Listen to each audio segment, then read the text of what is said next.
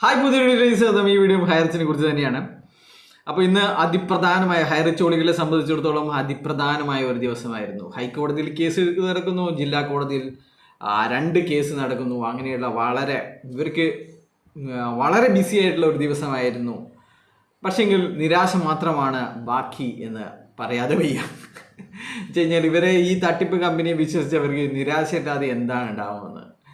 അപ്പോൾ ഇന്നലെയൊക്കെ ഞാൻ ലൈവ് ഇട്ടപ്പോൾ ഒരുപാട് ഹൈറിച്ചോളികൾ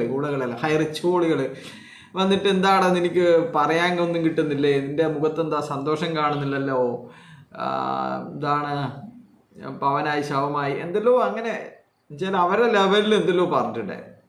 അപ്പോൾ അവർക്കൊക്കെയുള്ള മറുപടികൾ ആൾറെഡി നിങ്ങൾ അറിഞ്ഞു കാണും. നമ്മുടെ ഹൈറിച്ച് എന്ന് പറയുന്നത് മരിച്ചു എന്ന് പറഞ്ഞിട്ട് നമ്മൾ 4 മാസം മുമ്പേ മരിച്ചതാണ്. എന്നാൽ അതിൻ്റെ കുഴിമാടം മാന്താൻ വേണ്ടിയിട്ട് ഒരാൾ വരുന്നുണ്ട്. അപ്പോൾ കുഴിമാടം മാന്തി തെളിവുകളൊക്കെ പുറത്തിടാൻ വേണ്ടി അവൻ വരുന്നു. കേരള പോലീസ് അന്വേഷണം അവസാനിപ്പിച്ചിരിക്കുകയാണ്. ഉള്ള രേഖകളൊക്കെ എല്ലാ ഫയലുകളും ഭദ്രമായിട്ട് CBIയെ അന്വേഷിപ്പിക്കാനുള്ള അതിൻ്റെ നോട്ടിഫിക്കേഷൻ വരും ദിവസങ്ങളിൽ ഇറങ്ങും എന്നുള്ള വിവരമാണ് വയനാട് ജില്ലാ പോലീസ് സൂപ്രണ്ട് നൽകിയിരിക്കുന്നത്. അപ്പോൾ അതിൻ്റെ രേഖകളും തെളിവുകളും ഒക്കെ നിങ്ങൾക്ക് കിട്ടിയിട്ടുണ്ടാവും. അപ്പോൾ പറഞ്ഞു വരുന്നത് ഇത്രയേ ഉള്ളൂ. ഇനിയിപ്പോൾ ഇതിൻ്റെ ഈ ചത്ത ഹൈറിച്ച് എന്ന ചത്ത ഈ കമ്പനിയുടെ കുഴിമാടം മാന്തി എല്ലാ രേഖകളും പുറത്തിടാൻ വേണ്ടിയിട്ട് ഇവരുടെ ലീഡർമാരെ കയ്യാമം വെച്ച് ജയിലടക്കാൻ വേണ്ടിയിട്ട് ചില ആൾക്കാരെയൊക്കെ എന്ന് പറഞ്ഞു കഴിഞ്ഞാൽ ഇന്ന് ഒരു ഫിജീഷ്യൻ്റെയൊക്കെ ഇത് കണ്ടു, അവൻ്റെയൊക്കെ ചങ്ങല പോലത്തെ ബ്രേസ്ലെറ്റാണ്. ആൾക്കാരെ പറ്റിച്ചിട്ട് അവൻ ചങ്ങല പോലെയുള്ള ബ്രേസ്ലെറ്റൊക്കെയാണ് ഇട്ട് നടക്കുന്നത്. ഉളുപ്പ് വേണ്ട ഇവനൊക്കെ. എന്നിട്ട് അവൻ ഇന്ന് അതിൽ പറഞ്ഞിരിക്കുകയാണ് 300 കാറുകൾ ഒരു ദിവസം ഇറക്കുന്ന ദിവസം വരും. പിന്നെന്താണ്, കാർ കമ്പനികൾക്ക് ഹൈറിച്ചുകാർക്ക് കൊടുക്കാൻ ക്ഷാമം വരും. കാറുകൾ പോരാതെ വരും. അത്രമാത്രം കാർ അച്ചീവേഴ്സ് ആണ് ഹൈറിച്ചിലൂടെ ഉണ്ടായിരിക്കുന്നത്. ഇവർക്ക് എന്താണ് ഇവർ തന്നെ ആൾക്കാരെ പറ്റിച്ചിട്ട് അതിൻ്റെ പേ ഔട്ട് എന്ന് പറഞ്ഞിട്ട് അതിൻ്റെ വിഹിതം ഇങ്ങനെ ആഴ്ചക്ക് കൊടുക്കുന്നത്. ഇവർക്ക് തീരെ ബുദ്ധിയില്ല എന്നാണ്.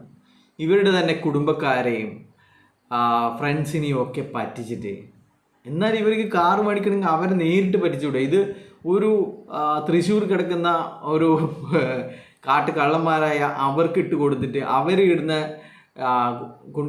തരേണ്ട ആവശ്യമുണ്ടോ എന്ന് വെച്ച് കഴിഞ്ഞാൽ ഇതാണ് അവസ്ഥ. എന്നാലും ഇത്രയധികം മണ്ടന്മാരുണ്ടല്ലോ എന്നാണ് വിചാരിക്കുന്നത്. ഇതിൻ്റെ ലാഭം എന്ന് പറയുന്നത് ഒരിക്കലും HROTTയിൽ നിന്നോ അല്ലെങ്കിൽ ഈ ഹൈറിച്ച് സൂപ്പർ മാർക്കറ്റുകളിൽ നിന്നോ അല്ല എന്ന് ഇവർക്ക് ഉത്തമ ബോധ്യമുണ്ടായിരുന്നു. എന്നിട്ടും ഇവർ ആൾക്കാരെ പറ്റിച്ചിട്ട് ഇതുപോലെ കാറ് വാങ്ങി, ബംഗ്ലാവ് ഉണ്ടാക്കി, ചങ്ങല പോലെയുള്ള ബ്രേസ്ലെറ്റ് ഉണ്ടാക്കി, 5 വിരൽ 10 മോതിരം ഉണ്ടാക്കി എന്നൊക്കെ പറഞ്ഞിട്ട് ഇങ്ങനെ ഈ ഒരു കോമാളികളെ പോലെ വിലസുമായിരുന്നു. അപ്പോൾ ഇതിനൊക്കെ ഇവർ മറുപടി പറയുന്നത് നമുക്ക് അസൂയായിട്ടാണെന്നാണ്. EDക്ക് അസൂയ, കേരള പോലീസിന് അസൂയ, പാർട്സ് അതോറിറ്റി സഞ്ജയ് കൗളിന് അസൂയ, ഇപ്പോൾ വന്നിരിക്കുന്നത് CBIക്കും അസൂയാണ്. അപ്പോൾ എന്തായാലും മക്കളെ, അടുത്ത് തന്നെ കേരള സർക്കാർ ഈ അന്വേഷണം CBIക്ക് കൈമാറി എന്നുള്ള നോട്ടിഫിക്കേഷൻ വരും ദിവസങ്ങളിൽ നിങ്ങളെ തേടി വരും. അപ്പോൾ അതിൻ്റെ അത്തരത്തിലുള്ള ഇൻഫർമേഷനാണ് പോലീസ് കൈമാറുന്നത് എന്നാണ് നിങ്ങളോട് പങ്കുവയ്ക്കാനുള്ളത്. അപ്പോൾ ഇനി ആരെങ്കിലും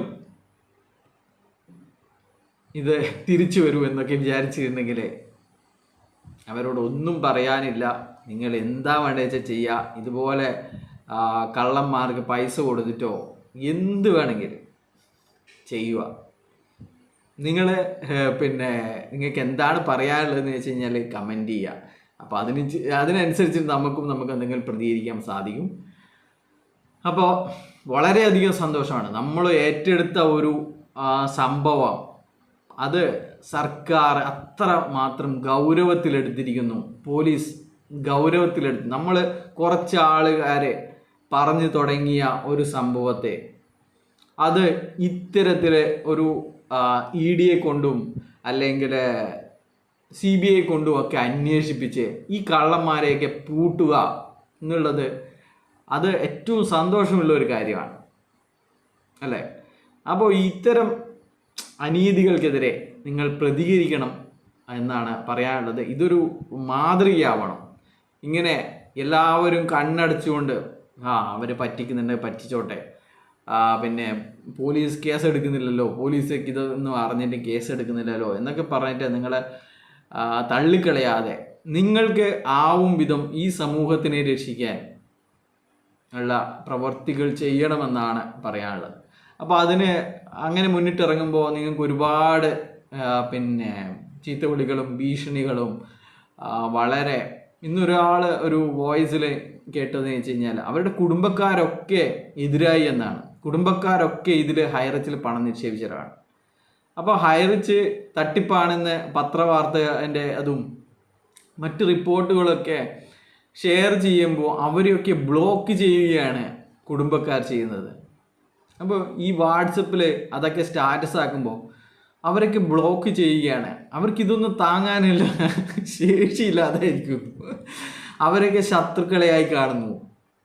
അപ്പോൾ അവരൊക്കെ വിചാരിക്കുന്നത് ഇവനൊക്കെ നമ്മളോട് അസൂയാണ്, നമ്മളിങ്ങനെ ആൾക്കാരെ പറ്റിച്ചിട്ട് ഉണ്ടാക്കുന്നത് കൊണ്ട് ഇവർക്കൊക്കെ അസൂയാണ്. അത്തരത്തിൽ മാറിയിരിക്കുന്നു സമൂഹം. അല്ലെങ്കിൽ ഇത്തരത്തിൽ ഈ മണി ചെയിൻ്റെ അല്ലെങ്കിൽ മൾട്ടി ലെവൽ മാർക്കറ്റിംഗ് എന്ന് പറഞ്ഞിട്ട് ആൾക്കാരെ പറ്റിക്കാൻ വേണ്ടിയിട്ട് ബ്രെയിൻ വാഷ് ചെയ്ത് ഇറക്കുന്ന ഇത്തരം ആളുകളുടെ ചിന്താഗതി അതിലേക്കായി മാറിയിരിക്കുകയാണ്. അവരിപ്പം വിചാരിക്കുന്നത് ഇങ്ങനെ പറ്റിക്കാതെ ജീവിക്കുന്നത് വളരെ മോശമുള്ള കാര്യമാണ്, അവരൊന്നും ബുദ്ധിയില്ലാത്തവരാണ്, ഈ കാലത്ത് പറ്റിക്കുക എന്നതാണ് ഈ ലോകത്തിൻ്റെ ശരിയായ രീതി എന്ന് വിചാരിച്ച് നടക്കുന്ന ഒരു കൂട്ടം തെണ്ടികളാണ് ഈ മൾട്ടി ലെവൽ മാർക്കറ്റിംഗ് തെണ്ടികൾ. അപ്പോൾ അവരോട് പറയണം, അതല്ല, അവർക്കൊക്കെ പുച്ഛമാണ്. മറ്റ് കൂലിപ്പണിക്ക് പോകുന്നവരെയും മറ്റ് ജോലി ചെയ്യുന്നവരെയും പരമ പുച്ഛമാണ് ഇവർക്കൊക്കെ. എന്നിട്ട് അവരൊക്കെ പിന്നെ സ്റ്റേജിൽ വന്നിട്ട് പറയും, കോട്ടിട്ട് വന്നിട്ട് പറയും, ഞാൻ പണ്ട് ഇതായിരുന്നു അതായിരുന്നു, എന്നെ ഇപ്പോൾ കണ്ടോ, ഞാൻ ഇതാണ് അതാണ് എന്നൊക്കെ പറഞ്ഞിട്ട് തള്ളും. ഡ്രൈവറായിരുന്നു മറ്റ് ഡ്രൈവർമാരെ പുച്ഛിക്കും. എന്നിട്ട് അവൻ എക്സ്പീരിയൻസ് ഷെയറിങ് എന്ന് പറഞ്ഞിട്ട് അവൻ പറയും, ഞാൻ പണ്ട് ഡ്രൈവറായിരുന്നു, എൻ്റെ ശമ്പളം ഇത്രയായിരുന്നു, പക്ഷെങ്കിൽ എനിക്കിന്ന് 1 കോടിയുടെ കാറുണ്ട്. അങ്ങനെ തള്ളുകയാണ്. അപ്പോൾ വളരെ സങ്കടമുണ്ട് ഇത്തരത്തിലെ കമ്പനികളെ വിശ്വസിച്ചുകൊണ്ട് ഇപ്പോഴും കമ്പനി തിരിച്ചു വരുമെന്നും പൂൾ ഇൻകം വളർത്തിത്തരുമെന്നും വിശ്വസിക്കുന്ന ആൾക്കാരുടെ അവസ്ഥ ഓർത്തിട്ട് നമുക്ക് വിഷമമുണ്ട്. പക്ഷേങ്കിൽ അതേസമയം പുച്ഛമുണ്ട്.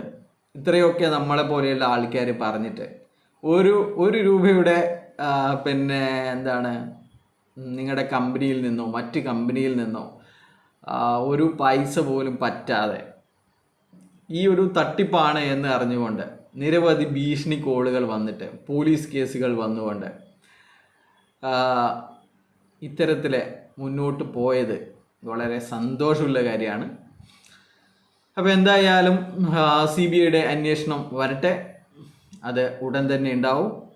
അത് എന്നിട്ട് ശ്രീനാ പ്രതാപൻ്റെയും കുരുവിളയുടെയും ദിനുരാജിൻ്റെയും ദീപുവിൻ്റെയും അതുപോലെ ഫിജീഷിൻ്റെയും എല്ലാവരെയും ആസ്തികൾ കണ്ടുകെട്ടട്ടെ. ഇത് ഇനി ഒരുത്തനും ഇത്തരത്തിലുള്ള സ്കാമുകൾ നടത്താൻ ഈ കേരളത്തിൽ ഉണ്ടാവാൻ പാടില്ല. അവർക്കൊക്കെ ഒരു പേടി വേണം. അത്തരത്തിലുള്ള ഒരു കേസായിട്ട് ഈ ഹൈറിച്ച് കേസ് 3200 കോടി ഏതൊക്കെ വകയിലാണ് എത്തിയിരിക്കുന്നതെന്നും അത് ആർക്കൊക്കെയാണ് വീതിച്ച് പോയത് എന്നും CBI കണ്ടെത്തട്ടെ.